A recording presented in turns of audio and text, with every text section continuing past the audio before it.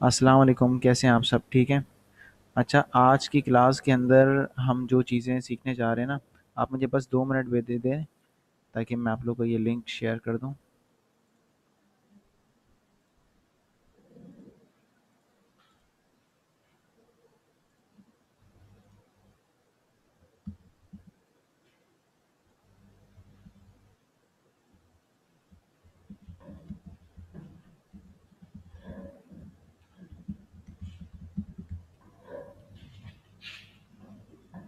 अच्छा क्लास, अस्सलाम वालेकुम, कैसे हैं आप? सब ठीक हैं?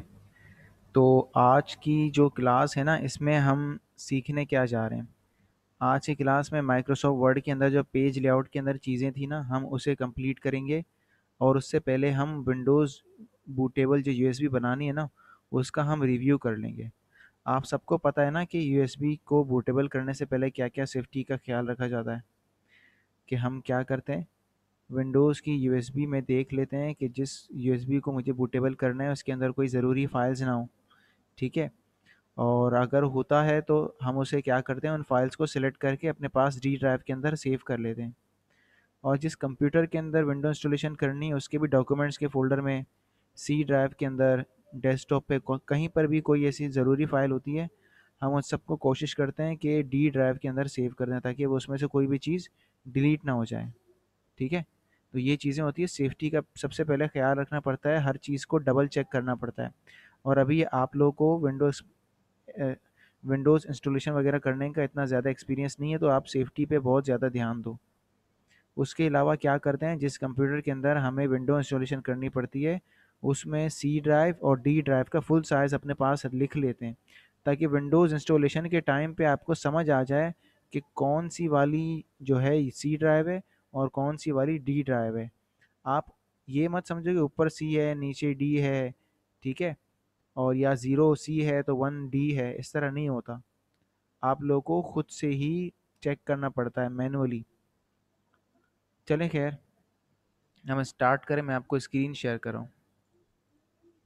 स्क्रीन मैंने शेयर कर दी है, ठीक है? और सबसे पहले मैं चेक करता हूँ अपने यूएसबी को। तो मैंने यूएसबी लगाई कंप्यूटर के अंदर और मैं आ गया दिस पीसी में। अब देखो मेरे पास ये यूएसबी लगी हुई है, इसको ओपन कर लेता हूँ। अब देखो ये मेरे पास यूएसबी है, ये बूटेबल है पहले से। यूएसबी को हमने बूटेबल कैसे करना है, मैं इसको बूटेबल करूँगा नहीं, लेकिन आपको करके दिखा देता हूँ कि किस तरह से होता है। आपने यूएसबी को लगाया, अगर आपके पास Windows 7 USB DVD download tool का सॉफ्टवेयर है तो डायरेक्ट आप इसे ओपन कर लो। नहीं है तो फिर आप डी ड्राइव में आके स्टूडेंट पैकेज के अंदर से इसको इंस्टॉल कर लो। ये देखिए स्टूडेंट पैकेज सॉफ्टवेयर, नीचे आ जाओ, ये देखो लिखा हुआ है ना, Windows 7 USB DVD download tool, ये एप्लीकेशन है। कुछ स्टूडेंट्स क्या कर देते हैं, एप्लीकेशन को भी एक्सट्रैक्ट कर देते हैं, तो ये एक्सट्रैक्ट वगैरह नहीं होगा। एप्लीकेशन हमेशा डायरेक्ट चलती है। एक्सट्रैक्ट किसको करते हैं, जो रार की फ़ाइल होती है सिर्फ उसी को ही एक्सट्रैक्ट किया जाता है। जो एक्जी की फ़ाइल है, जो एप्लीकेशन है, वो डायरेक्ट चलती है। ओके? तो मैंने इसे क्या किया, इंस्टॉल किया। इंस्टॉल करने का तरीका आप सबको मैंने बता दिया था कि नेक्स्ट नेक्स्ट करना है। जब इंस्टॉल हो जाएगा ये तो डेस्कटॉप के ऊपर आपके पास नज़र आ जाएगा ये। तो डेस्कटॉप को मैंने ओपन किया। यहाँ पर बता रहे कि भाई आईएसओ की फ़ाइल चूज़ करें, तो आप इसको ब्राउज़ करके डी ड्राइव में ले आओ, स्टूडेंट पैकेज में। ये देखो student package, window installation files, Windows 7 को सेलेक्ट करो, ओपन करो और नेक्स्ट करो। USB device, begin कॉपिंग, erase USB device. इस तरह से इसको यस यस करते रहो बस। फिर आपकी यूएसबी क्या हो जाएगी, बूटेबल होना स्टार्ट हो जाएगी। अच्छा मैंने गलती से इसको बूटेबल पे लगा ही दिया आखिर। चलो खैर है, जब तक हम ये बस यहीं तक ही बूटेबल हो जाती है, ठीक है ना? वैसे भी अभी मुझे डायरेक्ट डायरेक्ट तो कोई विंडो इंस्टॉलेशन वगैरह करनी नहीं थी, तो ये भी जब तक विंडोज़ की यूएसबी बूटेबल हो जाएगी। यहाँ तक किसी का कोई क्वेश्चन हो तो पूछ सकता है। मैं 2 मिनट दे रहा हूँ, आप लोग क्वेश्चन वगैरह पूछ सकते हैं।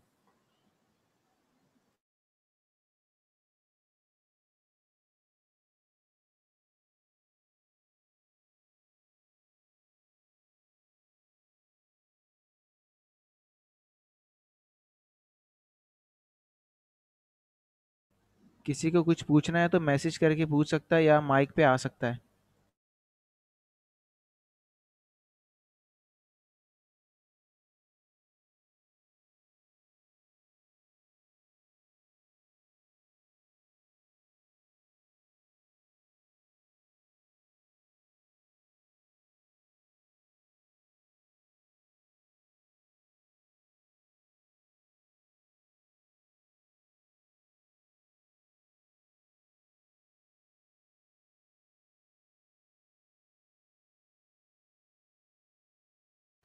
चलें ठीक है, मैं आगे कंटिन्यू कर रहा हूँ। ओके, आज हम पढ़ते हैं माइक्रोसॉफ्ट वर्ड में पेज लेआउट का टैब।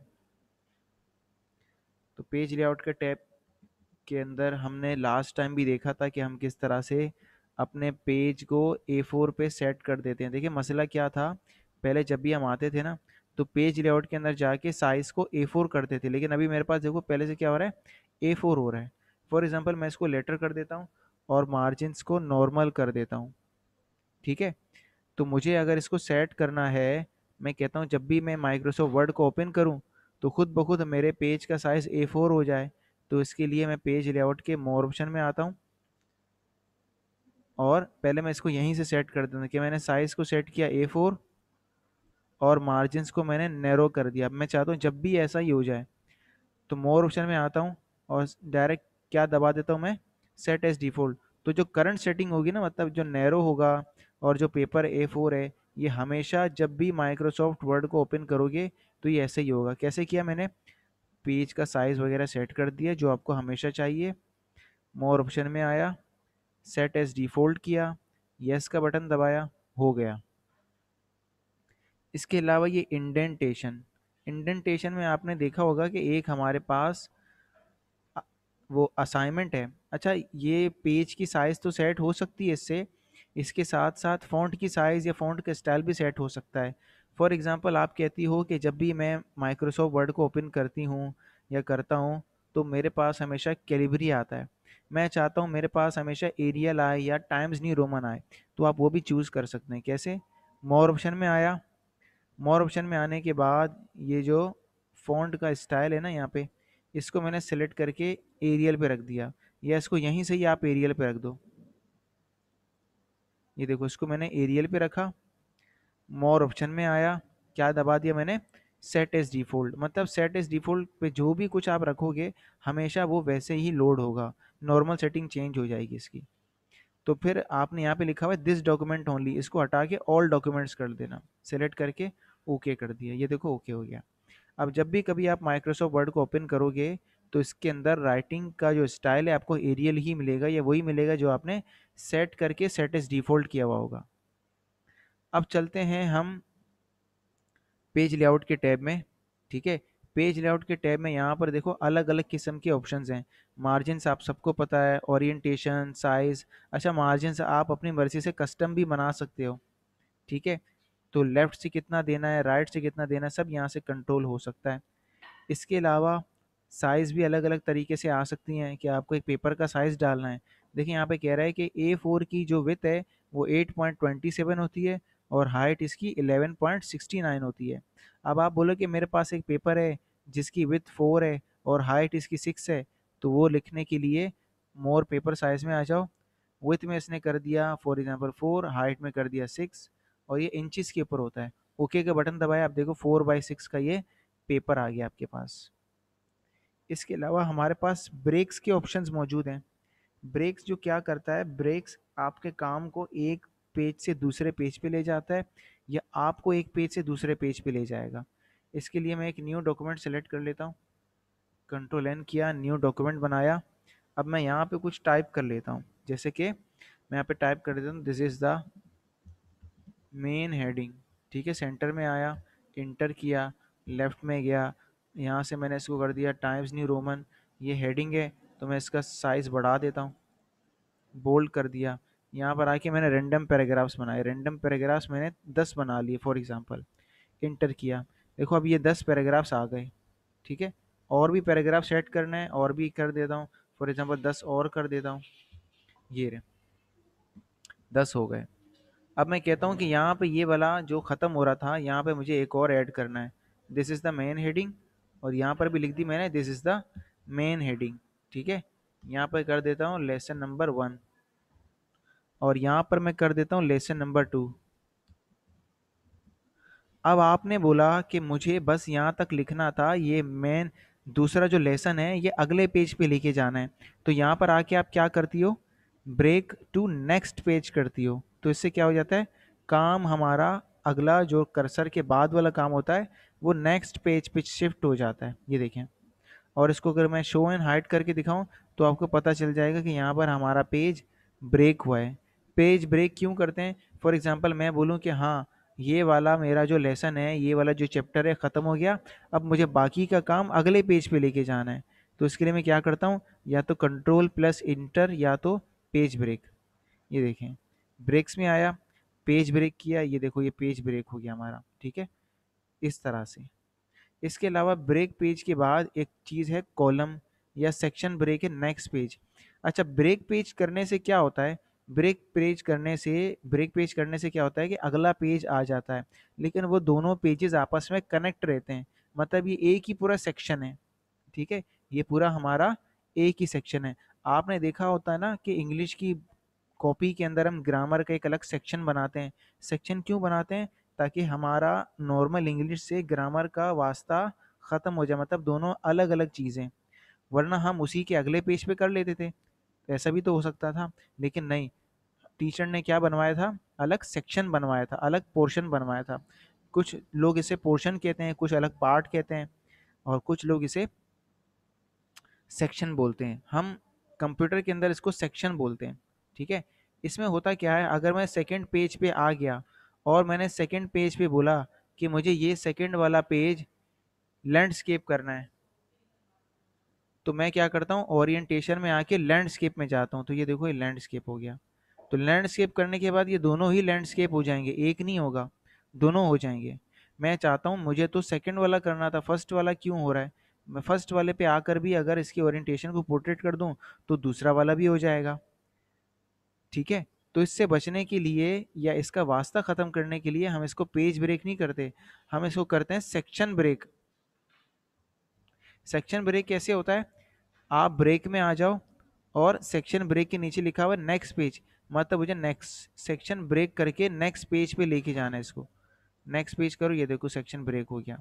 जब सेक्शन हमारे पास ब्रेक हो जाएगा और ओरिएंटेशन को आप लैंडस्केप कर दोगी, तो ऊपर वाले से नीचे वाले का वास्ता खत्म होगा, कोई वास्ता नहीं होगा इसका, इससे दोनों चेंज हो जाएंगे, मतलब दोनों को फिर आप अलग अलग सेटिंग रख सकते हो, ठीक है? कैसे होता है ये, जैसे आपने पेज ब्रेक किया ना कंट्रोल इंटर करके, इसी तरह से यहाँ पे क्या होता है, सेक्शन ब्रेक होता है। सेक्शन ब्रेक क्या करता है, देखिए यहाँ पे मैंने पेज ब्रेक किया, पेज ब्रेक को ख़त्म किया, break, section break, next page, section break करके बाकी पेज में कहाँ ले आया, नेक्स्ट पेज में। तो आपने मॉड्यूल 2 के अंदर देखा है ना कि फर्स्ट पेज आपका पोर्ट्रेट है, सेकंड पेज आपका लैंडस्केप है, तो उसमें यही सेटिंग है। फर्स्ट पेज वाला काम खत्म करके नेक्स्ट पेज में आपको आना है सेक्शन ब्रेक करके, फिर जिस पेज पे आप क्लिक करोगे उसका उसी से ही वास्ता होगा। मैं जैसे इसको ओरिएंटेशन को लैंडस्केप किया, ये लैंडस्केप हो गया। मैं चाहूँ तो इसका साइज़ भी चेंज कर सकता हूँ, A6 कर दिया, देखो ये A6 हो गया, ऊपर वाला वही A4 है। तो इसीलिए हम इसको ब्रेक्स करते हैं। क्लियर है? इसके बाद एक और चीज़ है जिसको हम कॉलम कहते हैं। अब ये कॉलम क्या चीज़ है, ये देख लो आप लोग। मैंने साइज़ को दोबारा से A4 किया, मार्जिन्स को नैरो वगैरह करके सब सेट कर दिया नॉर्मली। अब यहाँ पर मैं कुछ चीज़ लिखता हूँ, जैसे कि मैंने यहाँ पे लिखे कुछ पैराग्राफ्स,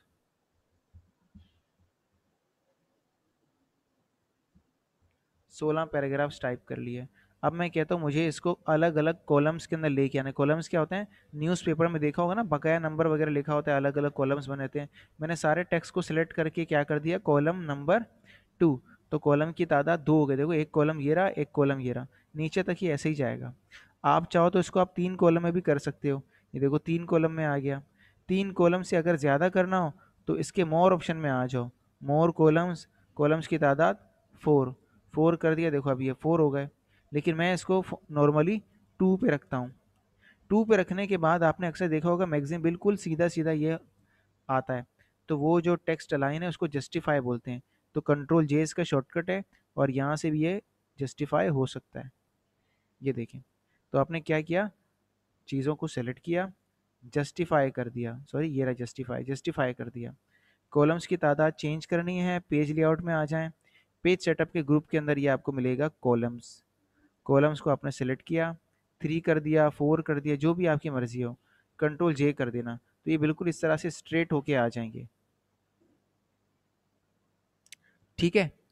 अब इसमें एक और बात है, अब इसको भी हम ब्रेक कर सकते हैं। मैं कहता हूँ कि ये वाला कॉलम में यहीं तक ही काम, यहाँ तक काम करना था, अगला वाला जो काम है वो अगले कॉलम में भेजना है।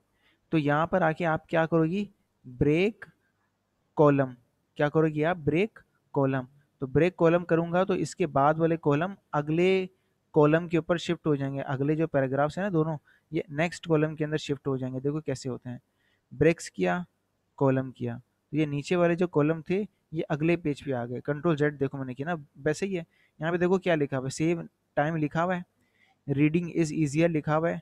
अब इसको अगर मैं कंटी वो कर दूंगा ना ब्रेक कॉलम, तो ये दोनों आपको यहाँ पर मिलेंगे, चेक कर लेना आप लोग।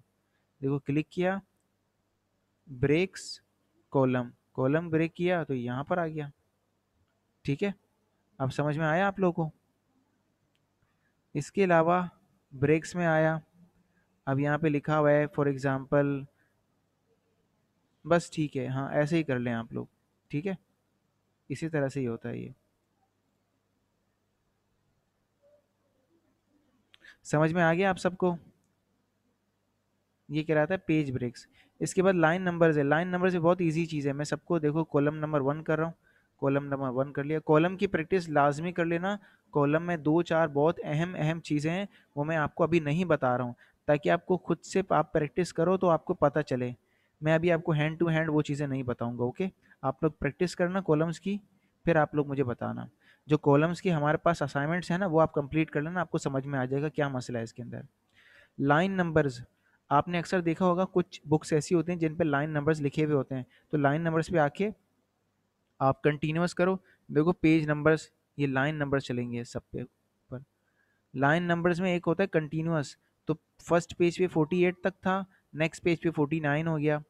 लाइन नंबर्स पे आया, रीस्टार्ट ईच पेज किया, तो देखो दोबारा 1 से स्टार्ट हो गया ये। ठीक है, अगले पेज पे क्या हो गया, दोबारा 1 से स्टार्ट होगा। हर पेज में न्यू नंबरिंग लगेगी इसके अंदर, वरना कंटिन्यूअस पे कर दोगे तो वही नंबरिंग आगे तक चलती रहेगी। इसके बाद है हाइफिनेशन। हाइफिनेशन आपको याद है, आप कॉपी के अंदर काम करते थे, एंड में कोई वर्ड इनकम्प्लीट होता था तो आप उसको नेक्स्ट लाइन में कंटिन्यू करके यहाँ पे डैश का निशान लगा देते। तो इसके अंदर भी हाइफिनेशन ऐसी होती है। इसके अंदर हाइफिनेशन अभी ऑफ है, तो मैं इसको जैसे ही सिलेक्ट करके सबको हाइफिनेशन ऑन करता हूँ, ऑटोमेटिक तो देखो आधा आधा अल्फाज जो है वो नीचे आ जाता है। जैसे कि ये लिखा हुआ ना मैचिंग, ये देखो ये मैचिंग था, लेकिन मैच ऊपर आ रहा है, आईएनजी नीचे आ रहा है, मैचिंग। ठीक है, और इसके अलावा नीचे आ जाओ तो देखो लिखा हुआ है वर्ड रीमेंबर्स, रिमेंबर्स। ठीक है, ये देखो फर्स्ट लाइन में री लिखा हुआ है, सेकंड लाइन पे मेंबर्स लिखा हुआ है, लेकिन ये एक ही वर्ड है, तो इसीलिए यहाँ पर ये रिमेंबर्स होगा। ये देखें इस तरह से आएगा। जहाँ कहीं पर भी हाइफनेशन लगी हुई है वहाँ पर ये इस तरह से काम करेगा। ये ज़्यादातर इतना इस्तेमाल नहीं होता, इसीलिए लोग ज़्यादातर इसको नन ही करके रखते हैं। यहाँ तक क्लियर हो गई बात। एक लास्ट चीज़ बता देता हूँ, इंडेंटेशन और स्पेसिंग। इंडेंटेशन क्या चीज़ होती है, आपके पास एक असाइनमेंट बना हुआ है, उसमें लिखा हुआ है इंटरनेशनल ड्रग स्टोर। ठीक है, यहाँ पे लिखा हुआ है कराची पाकिस्तान, और वो जो एरिया है ना उसका, वो राइट साइड पे आ गया है। ठीक है, मैं इसके अंदर डेट भी इंसर्ट कर देता हूँ। डेट इंसर्ट की, मैंने इसको कंट्रोल आर करके राइट साइड पे ले आया, लेकिन नहीं, ये तो ऐसा ही लिखा हुआ है जैसे यहाँ पे इस तरह है ना, बस इसी तरह से आगे है थोड़ा सा। तो मैं इसको क्या करता हूँ, इंडेंटेशन को इंक्रीज करता हूँ इसकी, रखता तो मैं लेफ्ट पे हूँ। देखो अगर मैं इसको राइट पे रखूँ तो क्या हो जाएगा, ये राइट साइड से चिपक जाएगा। मैं चाहता हूँ ये यहाँ पे आके स्टार्ट हो जाए, तो मैं कंट्रोल एल करता हूँ और इसकी इंडेंटेशन को इंक्रीज कर देता हूँ इस तरह से। तो ये इसकी इंडेंटेशन इंक्रीज होके आगे आ जाती है। मैं आगे लाता जाता हूँ, लाता जाता हूँ, और फिर क्या होता है, ये एंड में जब टूट जाएगा ना इस तरह से, डिस्ट्रॉय हो जाएगा, आप इसको दोबारा पीछे ले आओ तो ये दोबारा सेट हो जाएगा। क्लियर है, ये आप लोग देख लेना। कुछ स्टूडेंट्स ने क्योंकि क्या किया है, कंट्रोल आर करके यूं चिपका के रखा हुआ है, ऐसे नहीं होगा। ये कंट्रोल एल होके इंडेंटेशन इसकी इंक्रीज होनी थी। क्लियर है, और ये इसकी स्पेसिंग है। ये देखें इसके बाद स्पेसिंग लगी हुई तो बता रहे कि इसके आफ्टर में 8 पॉइंट्स की स्पेसिंग है। अगर आपको स्पेसिंग वगैरह सेट करनी है तो आप इसको यहाँ से सेलेक्ट करो, यहाँ से आप इसकी इसकी इंक्रीज करो। अगर आपको इसके ऊपर से भी लगाना है तो ऊपर से इंक्रीज करने के लिए आप इस तरह से कर सकती हो। क्लियर है, यहाँ तक समझ में आ गया आपको। तो फिलहाल अभी वाला पार्ट हम यहीं तक ही रखते हैं। यहाँ तक कोई ऐसी चीज़ जिसको कोई मसला हो तो मुझसे पूछ सकता है। या अगर यहाँ तक समझ में आ गया तो आप लोग इसकी प्रैक्टिस करें, या कुछ पूछना है तो फिर आप लोग पूछ लें। ठीक, फिलहाल मैं इसको स्टॉप कर रहा हूँ। आप लोग को कुछ पूछना हो तो मुझसे व्हाट्सएप पे पूछ लें, या मुझे मैसेज कर दे तो मैं आप लोगों को बता देता हूँ। ओके, मैं वेट कर रहा हूँ, तब तक कि मैं रिकॉर्डिंग यहाँ पर सेव कर लेता हूँ। ओके, अगर जिसको क्लियर है, जिसको समझ में आ गया है, वो प्रैक्टिस वगैरह कर ले। प्रैक्टिस वगैरह करने के बाद कोई प्रॉब्लम है तो मुझे 12 बजे तक बता देना। ओके, ठीक है ना, टेक केयर। तब तक कि हम क्लास यहीं तक पोस्टपोन करते हैं।